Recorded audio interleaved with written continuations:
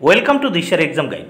প্রিয় তৃতীয় শ্রেণীর পরীক্ষার্থী বন্ধুরা, তোমাদের জন্য এই ভিডিওটিতে আমি আলোচনা করতে চলেছি তৃতীয় শ্রেণী অর্থাৎ ক্লাস 3-র দ্বিতীয় পর্যায়ক্রমিক মূল্যায়নপত্র 2024 অর্থাৎ সেকেন্ড ইউনিট টেস্ট 2024-এর গণিত বিষয়ের প্রশ্নপত্র, তৃতীয় শ্রেণীর গণিত বিষয়ের প্রশ্নপত্র সম্পূর্ণ সমাধান সহ এই ভিডিওটিতে আলোচনা করতে চলেছি। তাই অবশ্যই দেখে নিতেই হবে। এই প্রশ্নপত্রটি সম্পূর্ণ সিসিই পদ্ধতি অনুসরণ করে তৈরি হয়েছে। পূর্ণমান 20, সময় 40 মিনিট। পরীক্ষার্থীর নাম, এখানে পরীক্ষার্থী বন্ধুরা তোমরা তোমাদের নাম লিখবে, ক্রমিক সংখ্যা এখানে তোমরা তোমাদের রোল নাম্বার, বিদ্যালয়ের নামের জায়গায় তোমরা তোমাদের বিদ্যালয়ের নাম লিখবে। দেখো, প্রাথমিক শিক্ষা পর্ষদের নির্দেশ অনুযায়ী নবপ্রবর্তিত পর্যায়ক্রমিক মূল্যায়ন পদ্ধতি অনুসারে প্রশ্নপত্রটি তৈরি হয়েছে। প্রথমেই এক দাগে দেখে নেওয়া যাক। মনে মনে, এখানে দেখো মনে মনে হিসাব করে ঘরের মধ্যে সঠিক উত্তরটি লেখো। এর জন্য 6 মার্ক। 6টি প্রশ্নের জন্য 6 মার্ক বরাদ্দ রয়েছে, প্রত্যেকটি প্রশ্নের জন্য 1 মার্ক। প্রথমে ক দাগে দেখো, আমরা প্রথম ঘরে 100, দ্বিতীয় ঘরে 10, তৃতীয় ঘরে 10, চতুর্থ ঘরে 10, এই তিনটে ঘরে দেখো 10 10 করে 30। প্রথম ঘরটিতে 100, তাহলে 130। আর এই ত্রিভুজের মতো আকার ঘরে রয়েছে 1 2 3, তাহলে মোট হচ্ছে কত? 133। এবার নেক্সট ক্ষয় দাগে দেখব 24 ভাগ 6। এখানে ভাজ্য হলো দেখো 24, যাকে ভাগ করা হয়, যে সংখ্যাটিকে ভাগ করা হয় তাকে বলা হয় ভাজ্য। আর যে সংখ্যা দিয়ে ভাগ করা হয়, দেখো যে সংখ্যাটা দিয়ে ভাগ করা হয় তাকে বলা হয় ভাজক, আর যাকে ভাগ করা হয় তাকে ভাজ্য বলা হয়। এইবার দেখো গ দাগ, 11 থেকে 3 বিয়োগ করা যাবে দেখো 3 বার। দেখো 11 থেকে 3 কয়বার বিয়োগ করা যায়? 3 বার। কারণ দেখো 11 থেকে প্রথম 3 বিয়োগ করলে থাকে 8, তাহলে একবার হচ্ছে বিয়োগ। 8 থেকে 3 বিয়োগ করলে থাকে 5, তাহলে 2 বার হচ্ছে বিয়োগ। এবং 5 থেকে 3 বিয়োগ করলে থাকে 2, তাহলে 3 বার হলো। আর 2 থেকে 3 বিয়োগ করা যায় না, ফলে 11 থেকে 3 বিয়োগ করা যাবে 3 বার। নেক্সট ঘ দাগে, ভাগশেষ ভাজকের চেয়ে ছোট হয়। দেখো যেটা দিয়ে ভাগ করা হয়, যে সংখ্যা দিয়ে ভাগ করা হয় সেই সংখ্যাটি কিন্তু দেখো সেই সংখ্যাটি ভাগশেষের থেকে বড় হয়, তাই এখানে বলেছে ভাগশেষ ভাজকের চেয়ে ছোট হয়, ফলে রাইট। এবার দেখো অঙ্গ দাগে 10 বার 10 যোগ করলে পাওয়া যায় কত? 100। চ দাগে দেখো, বিজোড় সংখ্যার সাথে 1 যোগ করলে জোড় হয়ে যায়। দেখো বিজোড় সংখ্যা, মনে করো 3 বিজোড় সংখ্যা, তার সঙ্গে যদি 1 যোগ করা হয় তাহলে 4, সেটি জোড় সংখ্যা হয়। মনে করো 15, এটি বিজোড় সংখ্যা, তার সঙ্গে যদি 1 যোগ করা হয় তাহলে কত হয়? সেটি জোড় সংখ্যা হয়ে যায় 16। তাহলে বিজোড় সংখ্যার সাথে 1 যোগ করলে জোড় সংখ্যা হয়। নেক্সট আমরা দেখব, এখানে দেখে নেওয়া যাক 3 থেকে 10-এর মধ্যে জোড় সংখ্যাগুলি লেখো। দেখো এটি লেখা হয়নি, আমি এখানে লিখে দিচ্ছি। দেখো 3 থেকে 10-এর মধ্যে জোড় সংখ্যা, দেখো 4, তারপর দেখো 5, তারপর দেখো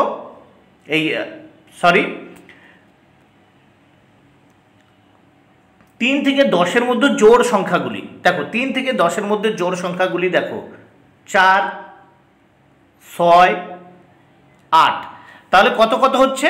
4 6 8। আবারও বলছি, দেখো 3 থেকে 10-এর মধ্যে জোড় সংখ্যাগুলো, 3 থেকে 10-এর মধ্যে, 3-এর পরে আমরা জানি 4 জোড় সংখ্যা, তারপর দেখো 5 বিজোড় সংখ্যা, 6 হচ্ছে জোড় সংখ্যা, তারপর 7 বিজোড় এবং 8 হচ্ছে জোড় সংখ্যা। তাহলে 3 থেকে 10-এর মধ্যে জোড় সংখ্যাগুলি হলো দেখো 4 6 ও 8। এইবার 3 দাগে দেখো, স্থানীয় মানে বিশ্লেষণ করে গুণ করো। এখানে 2টি প্রশ্নের উত্তর করতে হবে, এর জন্য বরাদ্দ 4 মার্ক। প্রত্যেকটি প্রশ্নের জন্য বা প্রত্যেকটি গুণের জন্য 2 মার্ক করে বরাদ্দ। এবার নেক্সট আমরা দেখব 3 দাগে। 3 দাগে কি বলেছে দেখো, প্রথম কতে আছে দেখো 52 গুণ 3। একে আমাদের বলছে স্থানীয় মানে বিশ্লেষণ করো। দেখো এই 52কে যদি আমরা ডিভাইডেড করে নিই, 50 যোগ কত হয়? 2, তাহলে এই 50 আর 2 দুটো ঘরে, এক ঘরে লিখলাম 50, এক ঘরে 2, একে আলাদা করে নিলাম। নেয়ার পরে দেখো এই যে 3 দিয়ে গুণ করব, এখানে 3টি লিখলাম, লেখার পরে দেখো 50-এর সঙ্গে 3 গুণ করব, আর এখানে যে 2 সেই 2-এর সঙ্গে 3 গুণ করব। তাহলে 50-কে 3 দিয়ে গুণ করলাম, দেখো 3 শূন্য শূন্য 3 5 15 150, আর এখানে 3 দুগুণে 6। তাহলে কত হলো? এইদিকে 50-কে 3 গুণ করলে 150, 2-কে 3 দিয়ে গুণ করলে 6। এইবার দেখো এই ঘরটিতে আমি কি করলাম, 150 যোগ 6, তাহলে বসানো হলো কত, যোগ করলাম 6 আর 0 যোগ করলে 6, 5 বসে গেল, 1 বসে গেল, তাহলে 156। তাহলে 52-কে যদি 3 দিয়ে গুণ করা হয় উত্তর হয় 156। নেক্সট আমরা খ দাগের গুণটি দেখব। খ দাগে দেখো 38 গুণ 4, তাহলে এই 30-কে দেখো আমি দুটি অংশে ভাগ করলাম, এক হচ্ছে 30 আর 8। এবার এই যে গুণ 4 এটি এই অংশে লিখলাম, কারণ এই 4 দিয়ে এই দুটো অংশকেই আমাদের কি করতে হবে, গুণ করতে হবে। প্রথম দেখো 30-কে 4 দিয়ে গুণ করলাম, 3 4 12, মানে 4 0 0 3 4 12 120। তারপর এই 8-কে 4 দিয়ে গুণ করলাম, 4 8 32, তাহলে 120 হলো 30-কে গুণ করে 4 দিয়ে, আর 8-কে 4 দিয়ে গুণ করে কত হলো দেখো 32। এইবার এই ঘরটাতে 120 বসালাম, তার নিচে এই ঘরটিতে 32 বসালাম।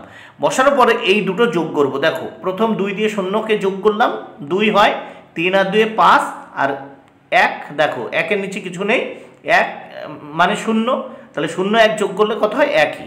তাহলে এখানে কি হচ্ছে দেখো, 2 আর 0 যোগ করলে 2, 3 আর 2 5, আর উপরে যে 1 রয়েছে বসে গেল 152। এইবার আমরা এই প্রশ্নপত্রের পরের পৃষ্ঠা বা পরের পাতা দেখে নেব। দেখো 4 দাগে কি বলেছে, যোগের সাহায্যে নামতা বানাও। আমরা জানি যে 7 দাগে দেখো 7 গুণ 7 গুণ করলে কত হয়, 7 7টা 49 হয়। কিন্তু যোগের সাহায্যে দেখো এখানে 7-কে 7 বার গুণ করতে হবে, তাহলে 7 দেখো 7-কে 7 দিয়ে গুণ করলে 49 হয়। তাহলে এই 7-কে আমি 7 বার বসাবো, তাহলে যোগ করব। দেখো 1 2 3 4 5 6 7, তাহলে কত হয়, 7 7টা কত হয় 49, 7টা 7 যদি যোগ করি 49 হয়ে যায়। এখানে যেহেতু 7 গুণ 7 আছে, তাই এই 7 আমি 7 বার বসালাম, ঠিক আছে, তাহলে হলো 49, 7 7টা 49। এবার খ দাগে দেখো 9 গুণ 5, আমরা জানি 5 নাম 45, তাহলে এই 9 এই যে 5 দিয়ে গুণ করছে, এই 5 বার বসাবো। দেখো 1 2 3 4 5, 5 নাম কত হয় 45 হয়ে গেল। নেক্সট আমরা দেখব 5 দাগ। 5 দাগের প্রশ্ন ও তার উত্তরগুলো। নিচের সমস্যা দুটি থেকে ভাজ্য নির্ণয় করো। দেখো এর জন্য 4 মার্ক বরাদ্দ, প্রত্যেকটি প্রশ্নের জন্য 2 মার্ক করে বরাদ্দ।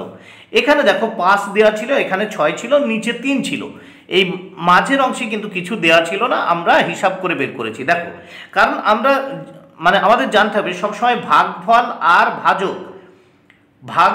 আর ভাজক যদি আমরা গুণ করি এবং ভাগশেষ যোগ করি, তাহলে আমরা ভাজ্য পাবো, মানে মাঝখানের এই 33টা পাবো। দেখো তাহলে এই 5 আর 6 প্রথম গুণ করলাম, 5 6 30, আর এই নিচে 3 যোগ করলাম, 30 আর 3 33, তাহলে ভাজ্য পেয়ে গেলাম। এইবার দেখো এই 33-কে আমরা যদি ভাগ করি, মানে যেভাবে অংশটা আমাদের বসাতে হয়েছে, এখানে দেখো 5 6 30, এই 30, তাহলে 33 থেকে 30 বিয়োগ করলে নিচে এই 3 থাকে, তাহলে 3 রয়েছে, আমাদের হিসাব বরাবর হয়ে গেল। এইবার দেখো এই ডান সাইড দিয়ে আমরা বসিয়েছি, দেখো ভাজ্য সমান সমান আমাদের এই 33টা আমরা কিভাবে বের করেছি সেটা দেখো, 5 গুণ 6 5 6 30, আর এই যোগ 3, তাহলে 33।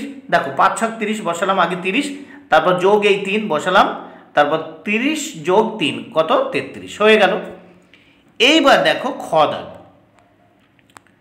ঠিক খ দাগেও ওইভাবেই ছিল অঙ্কটি। দেখো এখানে ছিল দেখো 8, এই ভাজক ছিল কত, দেখো 8, ভাগফল 8, আর ভাগশেষ 6।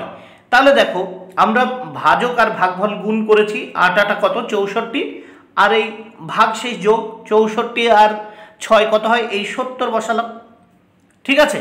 তাহলে আমরা যখন এই 70-কে ভাগ করেছি, দেখো 8 8 কত এই 64, তাহলে 70 থেকে 64 বিয়োগ করলে কত পাই? এই 6। এবার এখানে তাহলে এই ভাজ্য 70 এখানে বের করতে হবে। দেখো তাহলে ভাজ্য সমান সমান দেখো এই 8 এই 8 এখানে বসিয়েছি 8 গুণ 8, আর এই যে নিচের 6 এখানে বসিয়েছি 6। দেখো তাহলে 8 গুণ 8 8টা কত? 64 যোগ 6 বসালাম। এবার দেখো 64 যোগ 6 সমান 70। তাহলে অঙ্ক গেল মিলে, ভাজ্য সমান সমান কত হলো? 70। এবার 6 দাগের প্রশ্নগুলো দেখব ও তার সমাধান। দেখো 6 দাগে নিচের সমস্যাগুলি সমাধান করো। এর জন্য দেখো 2 মার্ক বরাদ্দ, প্রত্যেকটি প্রশ্নের জন্য 1 করে বরাদ্দ। প্রথম ক দাগে একটি গরুর গাড়িতে 7টি বস্তা আছে। দেখো একটি গরুর গাড়িতে 7টি বস্তা আছে, প্রত্যেক বস্তায় 75টি শশা আছে। গরুর গাড়িতে মোট কটি শশা থাকবে? তাহলে দেখো একটা বস্তাতে যদি 75টি শশা থাকে তাহলে 7টি বস্তায় 75 গুণ লিখলাম 7।